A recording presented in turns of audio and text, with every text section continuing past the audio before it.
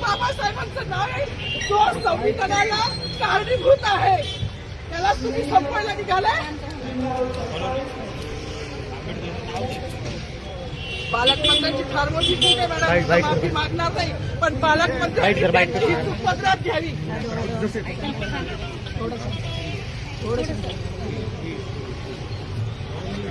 मला मीडियाशी घेणं नाही मॅडम, मला सस्पेंड केलं, मी माळूचे गाड्या उपसी, मी माती काम करीन पण बाबासाहेबांची ओळख पुसून येणार नाही. मला सस्पेंड करायचं करू शकता मॅडम, बाबासाहेबाला संपवायचं काम करायचं नाही. 26 जानेवारी 15 ऑगस्ट मध्ये मी नाही मानत पण लोकशाही मॅडम तुम्ही सुद्धा संविधानामुळे आहात, पालकमंत्री सुद्धा पालकमंत्री संविधानामुळे आहे. कोणताही जाती भेट नाही, सगळी समानता त्यांनी दिली आहे. बाबासाहेबांचं नाव आता तरी भाषणात येईल, मग तरी भाषणात येईल. ज्या लोक संविधानाला लोकशाहीला कारणीभूत नाही त्यांची नावं वारंवार घेतली गेली. मग